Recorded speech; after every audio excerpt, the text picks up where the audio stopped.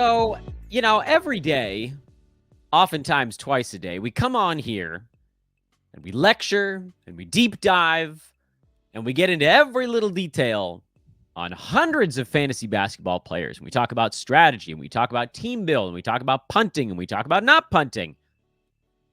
But this afternoon, we're doing something different. This afternoon, we're taking a break from spending every moment trying to win at all costs. And instead, we are going to explore the most fun player to roster in every round of your fantasy draft. What's the goal of this? Purely entertainment. You don't need to draft these guys. Many of them are not particularly good values where they're getting drafted. But if you do, even while you're losing, you'll probably end up having a good time. Welcome to Old Man Squad Fantasy Basketball. I'm Dan Vespris. Please follow me on Twitter at Dan Vespris. I have officially, and this is as of like a couple days ago now, opened up a Instagram account. It's Old Man Squad Fantasy, and a TikTok account, which I don't even know what the frickin' name is on that one. That's how little I know about what I'm doing. Oh, it's at Old Man Squad. Okay, so TikTok is Old Man Squad. Instagram is Old Man Squad Fantasy. I don't know what I'm doing on these platforms. I'm an old man, but they're there. So, opportunity to just see some shorts. I'm going to try to do more short video bursts going forward. So that's a thing. And of course, it's at Old Man Squad on Twitter as well. That one will follow you back. The Twitter feed will. I haven't decided what the hell I'm doing with the other ones because, frankly, I don't really know how to use these platforms. Hit that like button while we settle in. Damn it, I really hope you do, because this is an all-fun episode. This is a break from the dry grind of trying to make sure we win every possible second. We'll also keep this one a little bit more brief. This will be a 20 to 25-minute show, most likely, at least once we get into the meat of it. And then tomorrow, we'll just dive right back into the thick stuff. So finally, we're just going to hit one down the fairway. All for fun. Here it is, the most fun player in every round of your fantasy draft. We are, of course, utilizing the Yahoo rankings board, and I've selected a player from each group of 12 on that board. That's how we've come up with the numbers. It's the only way. Another reminder, this team is not built to win. It's just for pure joy. Some of these guys are pretty good, but a lot of them were thinking about it. It's like half and half. Half of these guys I would not touch under normal circumstances, and half I probably would. Let's get cooking. Most fun player to draft in every round of your fantasy league. First round, this is an easy one. It's Victor Wembanyama. And I know you guys know that I'm going Nikola Jokic if I get the number 1 overall pick. That's not what this show is about. This show is about maximum entertainment value, and Victor Wembanyama is that. He is likely to lead the league in blocks by such an absurd margin that you almost don't even have to think about the category beyond Wemby, provided you get some other big man on your roster. He has a chance this year to put up 6 combined steals and blocks, depending on how things shake out. It's not out of the question. To average in the mid to high 20s in points, over 11 rebounds, over 5 assists, over 2 3-pointers, and the percentages aren't going to be great, and the turnovers are probably going to be ugly. But who cares? Because we're talking about the most fun team, and there's just not going to be anyone more fun to roster this year than Wemby. How could there possibly be? There's a real chance this season that Victor Wembanyama has a 30-15 game with 10 combined defensive stats, and we won't even think twice about it. Do you guys realize how obscene that is? It's outrageous. And he got close to that last year. He had a 23-15 game with 9 blocks and a steal. He had a 40-20 game, although he only had 3 defensive stats in that one. This is basically once they turned him loose down the stretch. He had a 31-16 game with a mere 5 defensive stats.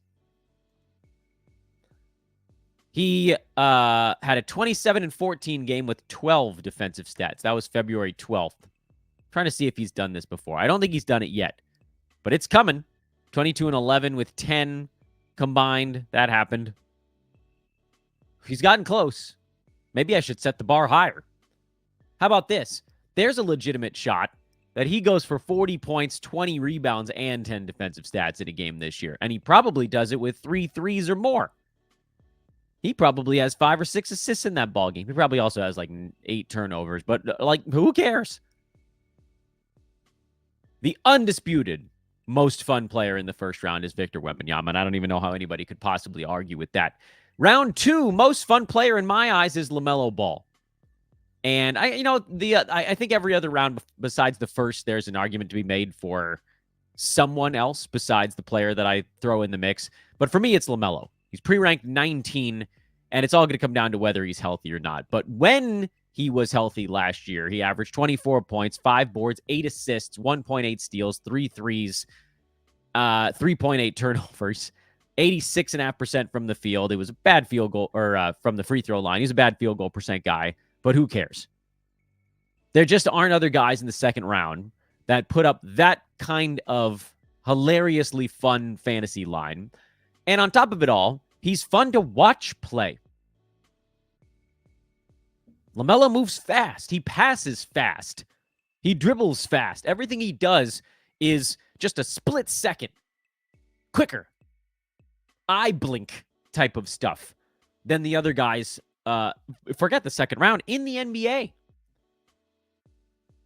The runner-up for me in the second round was probably Anthony Edwards, because he's going to be a really fun fantasy player to have and just a really fun player to root for. But I got to give LaMelo the edge there because I think the steals are going to be more entertaining. I think the speed that he plays is more entertaining. And so LaMelo Ball is my most fun second round. And the nice thing, by the way, so far, is that the 2 rounds we've gone through, these 2 guys are perfectly reasonable first and second round picks. They're not going to destroy your team. And they actually happen to pair relatively well together, although things are going to get a little funky after that. The pairings no longer make sense because the third round, the most fun player, and this is a guy you've heard me say that unless I'm not attacking free throws, he's just not a guy that's going to be on many of my fantasy teams, and that's Alperen Sengun. Sengun is pre-ranked right now, number 32. His ADP is earlier than that. This is a guy who's fun because he does all the stuff across the board. Last year, he averaged 21 points, 9 rebounds, 5 assists, 1.2 steals, 0.7 blocks. I don't care that his free throw shooting wasn't good last season. He doesn't pair well at all with Wemby or LaMelo Ball because his weak point is a thing that your team was hopefully pretty good on. Although I guess like if you were going for Roto, you could try to wipe out one team's advantage or wipe out your negatives with a positive here in field goal percent, and you wipe out some of your positive with a negative. Otherwise, they're just building on each other at this point.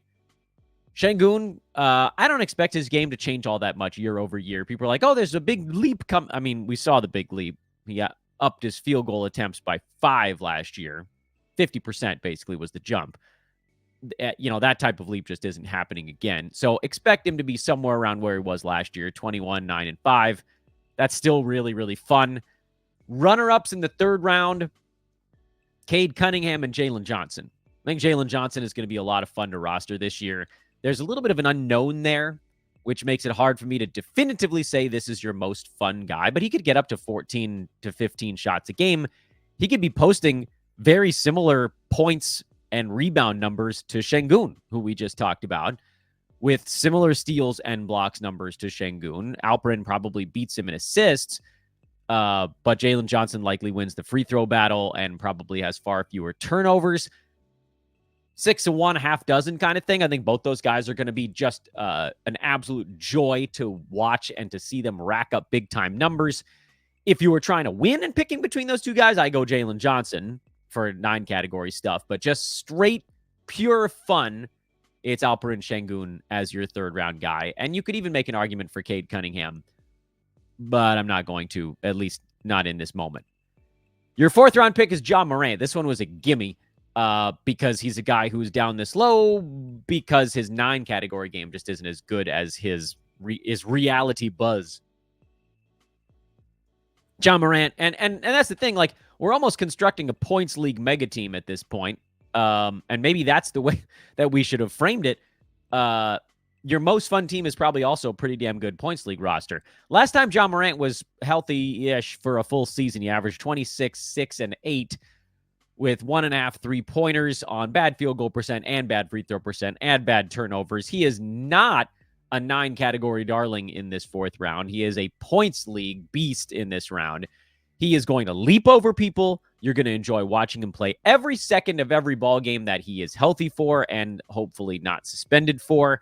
He doesn't make any sense with the team we're building in 9 category, but he's a points league monster, and he is the most fun player you can take in round 4.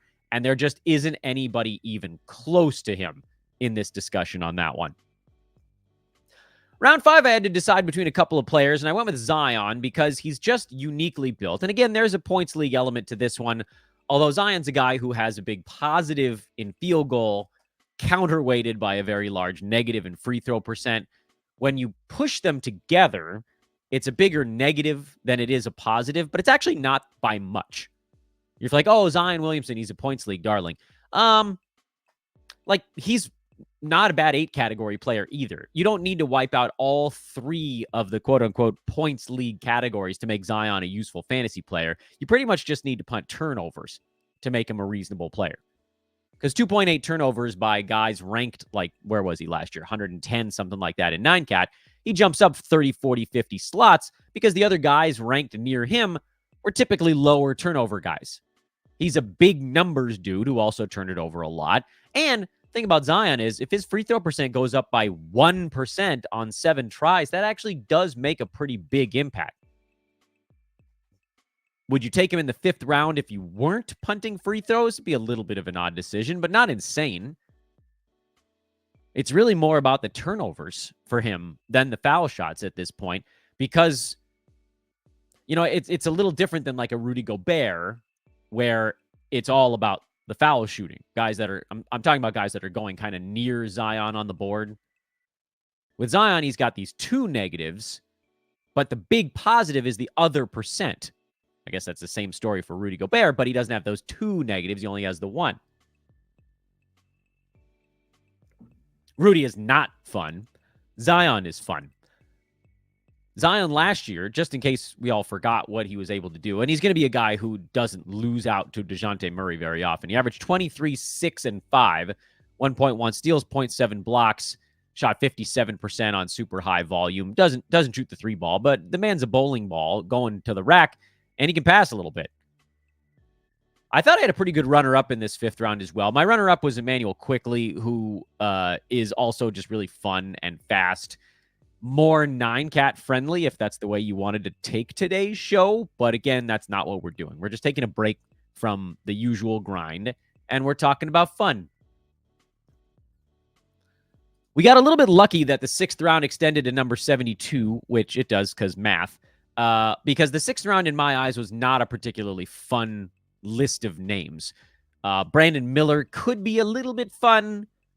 Julius Randle, if he's upright, could be a little bit fun. Darius Garland is a little bit fun, but none of these guys hold a candle to Cam Thomas, who might be the prototypical guy who will be fun to roster, who will just not come close to his fantasy value because he's a one-trick pony.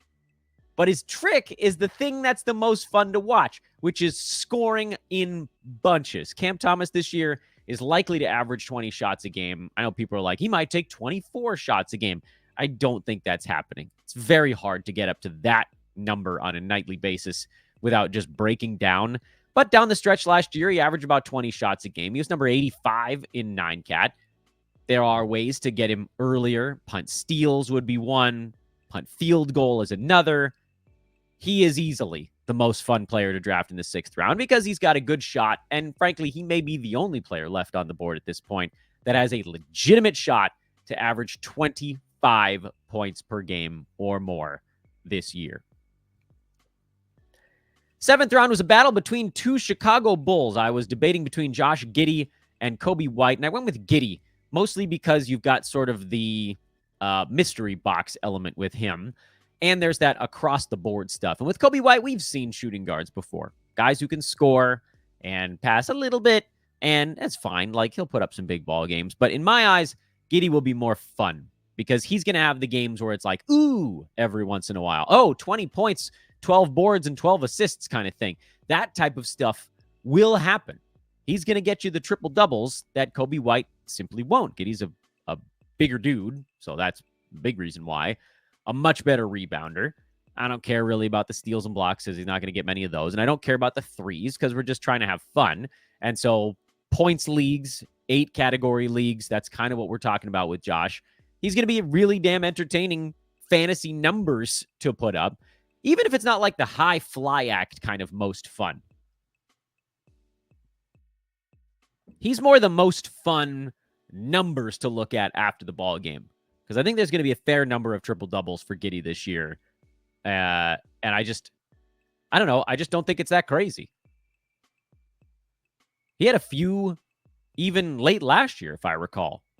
Thunder were shutting some people down, and he got to bust in there and play 31, 32 minutes a ball game. Like, look down the stretch last year with OKC when Shea missed a few games and they were sort of rotating bodies.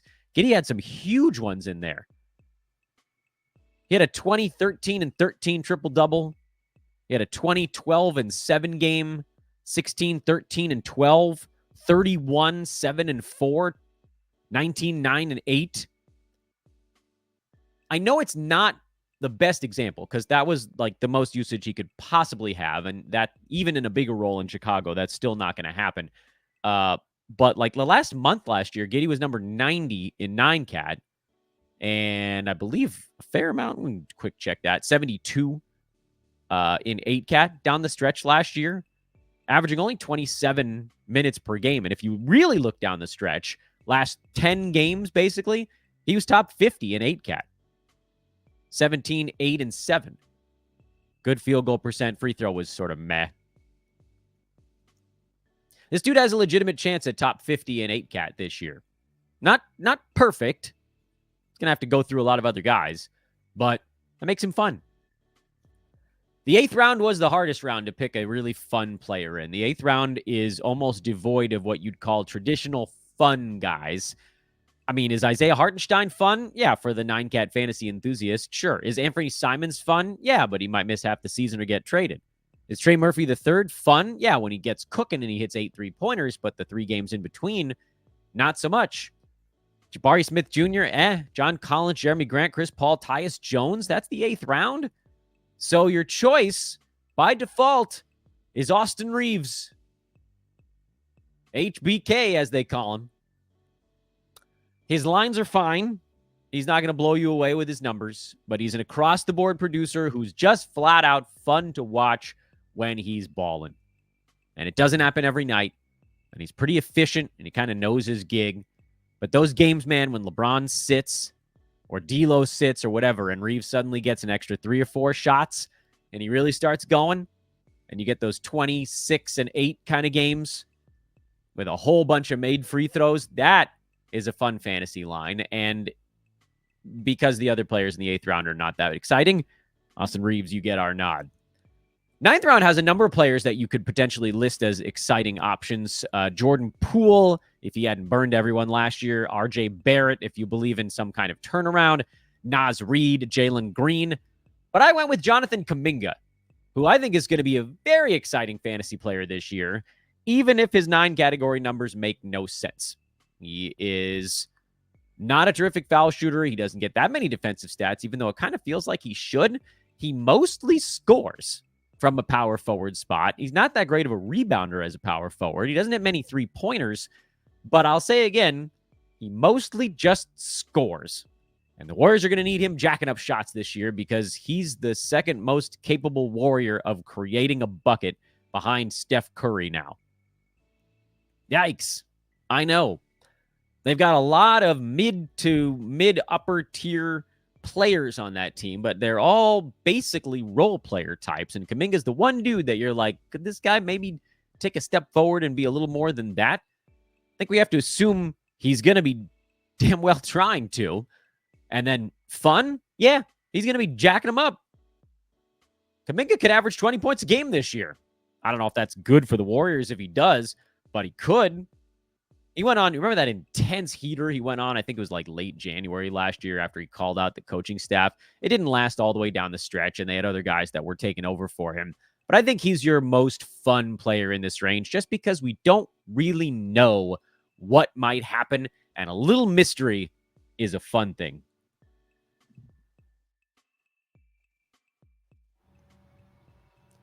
Round 10 is Dereck Lively the second. That's a round that's pretty much filled with like strange big men. Onyeka Okongwu, Walker Kessler, Dereck Lively, now injured Mitchell Robinson, all in the 10th round.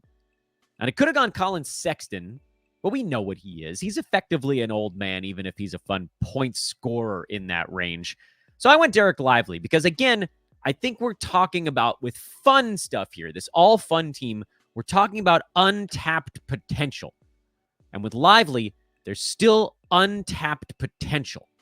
We saw a little bit of it in the postseason when he took over that starting job and started playing more like 26 minutes a night. And the postseason is a little bit of a different beast. The game is slower, so you didn't have quite as many runouts as you'll have in the regular season. But he had some games in there where he went for 12 points, 15 rebounds, couple of blocks, and a steal.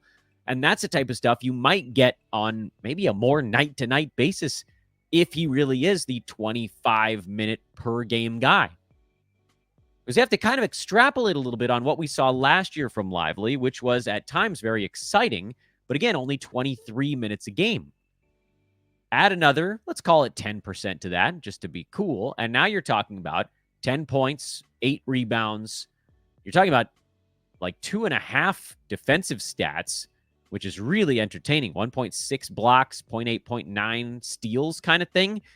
And I know, with exciting, usually we're talking about guys that can score 20 points, but I think there's something exciting about a young big man who can soar through the air alongside Luka and Kyrie and get you a dozen points on like 75% shooting. That's exciting and fun. I don't care if you disagree. It's my damn show. 11th round, Keyonte George is your exciting player in the 11th round. And again, I didn't know that. Okay, there's a very clear runner-up in this one, and that runner-up was Amen Thompson, who I think is going to be really fun, but doesn't have the same like just cut it loose mentality. Amen's not going to come out and score 15 points a game.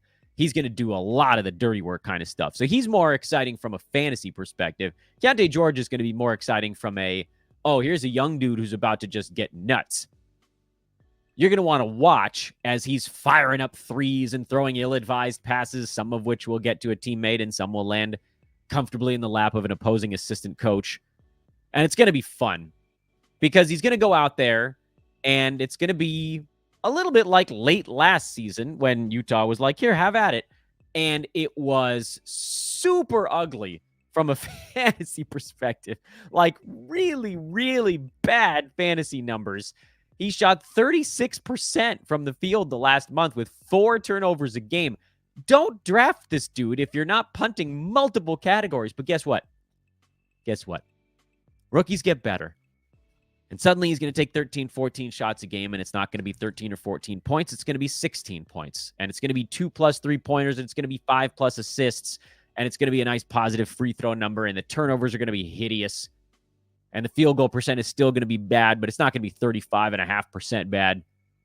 And Keyonte George is your most fun player in the 11th round. And then for 12th, I just went 12th and beyond because, I mean, what's the 12th round?